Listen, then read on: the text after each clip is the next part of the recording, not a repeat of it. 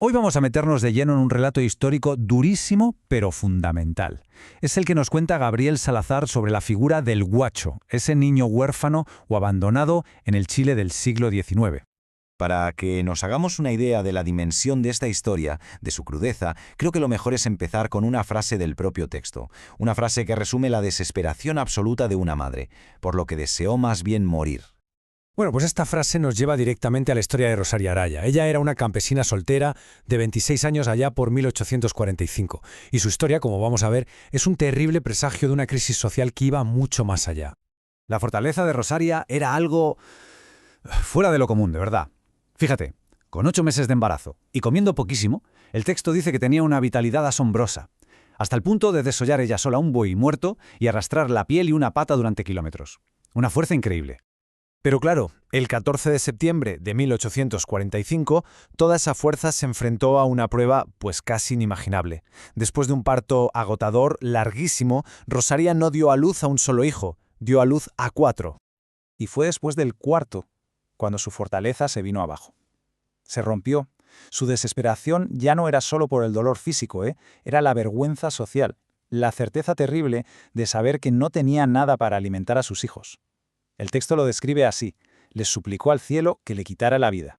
Es que de hecho, ella creía que aún venía otro más, y en ese momento su cuerpo y su espíritu dijeron basta. Rosaria Araya murió.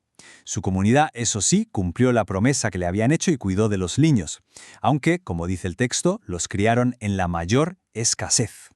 La historia de Rosaria, tan brutal, nos sirve para entender el concepto central de todo esto. ¿Qué es un guacho? Bueno, es una palabra chilena para un niño que no tiene padre, un huérfano, alguien a quien han abandonado. Básicamente, un niño que nace al margen de la familia y de la sociedad.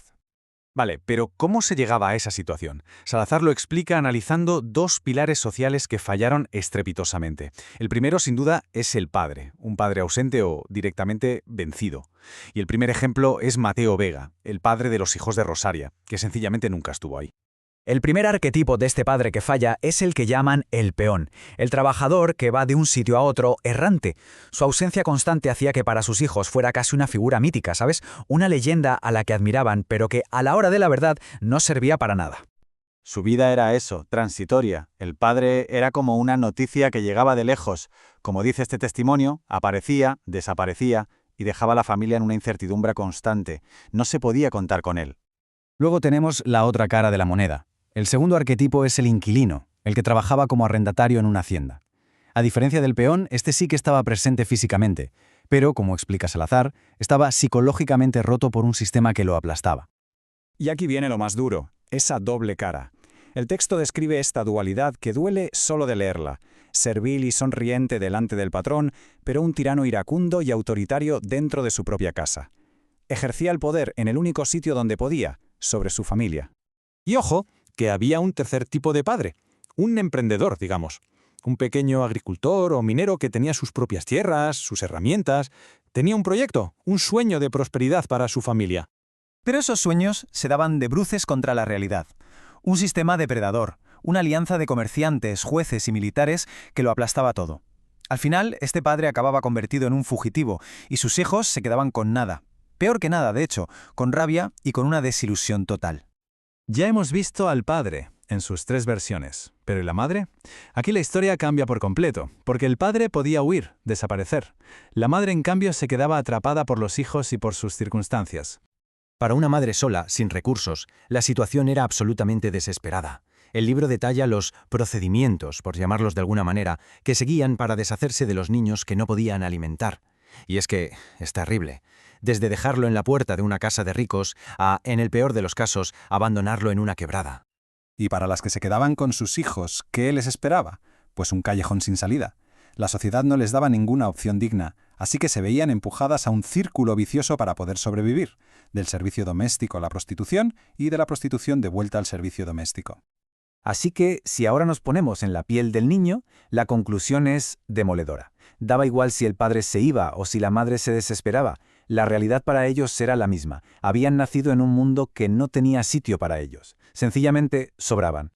Hay una frase en el libro que es brutal, pero que a la vez es un punto de inflexión. La verdad fue siempre que sobrábamos. Darte cuenta de eso es lo que empuja a estos niños, a los guachos, a dejar de mirar hacia una familia que les ha fallado y a empezar a buscarse entre ellos. Y así es como, obligados por el abandono, estos niños empiezan a construir su propia sociedad. Una sociedad al margen de todo, en los caminos, en los suburbios de las ciudades. Una sociedad con sus propias reglas. Salazar aquí lo explica de una forma muy visual, contrapone los valores del mundo que los rechazó con el nuevo código que ellos crearon, y es fascinante. Cada pilar de la vida familiar lo sustituyen por un principio de pura supervivencia. Los hermanos ya no existen, ahora son compañeros. Los padres son socios. Y el amor se convierte en camaradería. Y esta palabra, camaradería, es la clave de todo. No es solo amistad, es mucho más. Se convierte en el principio fundamental de la vida, una herramienta para poder existir, para defenderse, para tener una identidad propia. Sin camaradería, un guacho no era absolutamente nada. Y con esto llegamos al corazón del análisis de Salazar, a su tesis más potente. Los guachos no fueron solo víctimas. Esa camaradería que forjaron en el abandono se convirtió en el origen histórico tanto del machismo popular como a la vez de la conciencia proletaria en Chile.